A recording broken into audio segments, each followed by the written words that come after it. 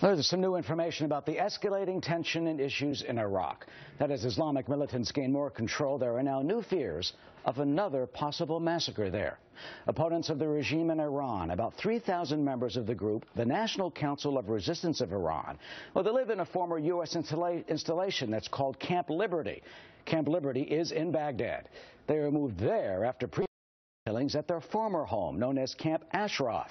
The group says 116 of its residents have so far been killed, they say, at the hands of the Iraqi government forces during repeated attacks on the camps. And now there are American calls to try and save them. Former chairman of the Joint Chiefs of Staff, General Hugh Shelton, told Fox News the U.S. promised to protect these people, but so far has failed to do so. We're getting ready to witness a major massacre. 2,900 souls that are left to the hands of the Iraqis to protect when we made the commitment to protect them. That's not right. That's not what America stands for. That's not what we should be doing. We should be coming to the rescue of those 2,900 individuals. The Council wants the U.S. to give them asylum and move them to the safety of our country. Should we? One supporter associated with the group is former U.S. Senator Joe Lieberman, who joins us now here in the New York studio. Senator, astounding allegations that we, the United States of America, failed to protect these people? Yeah, unfortunately, Eric, the allegations are true. And you couldn't have a more credible witness to that than General Hugh Shelton, former chairman of the Joint Chiefs of Staff. He knows the promises we made after we went into Iraq in 2003 to this group, their resistance to the Iranian regime. They were there in Iraq. They were armed. We said to them, put down your arms, give us your weapons. We will protect you. And we did protect them for a period of time, but then in a place called Ashraf, which they built into a beautiful little community. But then as we began to pull out in 2009, much to the concern of the people in there who are Iranian resistance fighters, they were very worried about what would happen. And we promised them the Iraqis will take care of you. Well, the Iraqis haven't taken care of them. And by turning them over to Iraqi guidance or guard, we broke our promise, and I'm afraid we've created a real humanitarian crisis. No matter what you think about what's happening in Iraq, what's happening in Iran, America broke its word here, and we can't let that happen. What should we do? Well, I think in the first instance, because I think the folks in Camp Liberty now, 2,900 of them, because there's chaos in so much of Iraq, are in real danger now. They're the enemies of Iran. Iran has influence in Iraq. Iran, I think, has been behind some of the killings that have occurred at Camp Liberty. What we should do in the first place, send people from the American embassy to Camp Liberty every day.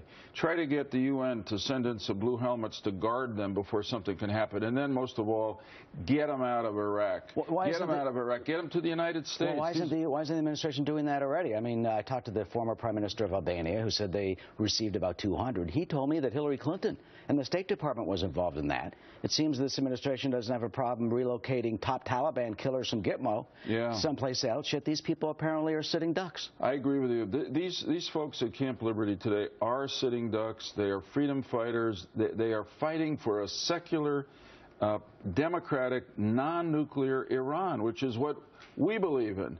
And they're actually a capable, talented group of people. We owe them refuge here because of the promise we made to them. But I'll go one step further. They would make great contributions to the United States of America if we took them in. There's legislation in Congress to force the administration to do that. I hope it passes soon. You know, the group has a controversial history. Tehran claims, they say it's a terrorist group and a cult. I mean, does any of that matter when you're dealing with these people? No, it doesn't matter. This is today a question of America's word. We made a promise, and it's a question of a humanitarian crisis. 2,800 souls trapped in the worst possible circumstances. Any moment, the Iraqis, pushed by Iran, could turn their guns on these people, and that would be a terrible stain on America's honor and reputation. We've got to get them out of there as quickly as possible. They've asked for this from President Obama, but they say they haven't heard. Finally, what should be done? I know. Well, you know, my concern about this is that the people in the administration, or some people in the administration, may feel that these folks are such enemies of Iran that if we take them into the United States now, It'll sour our relations with Iran, make it impossible to achieve a nuclear weapons agreement with Iran.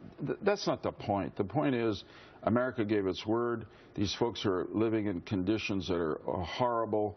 We owe it to them to bring them out. And I'll say one more word. I think we always do better with lawless leaders like those in Iran when we stand up and show some backbone. And we don't care whether they're going to be upset that we took these people into America because they're enemies of the Iranian regime. They're friends of freedom, and that's what America's all about. We ought to welcome them here soon. Senator Joseph Lieberman, thank you for your time today. Thanks, of sir. course. Jenna?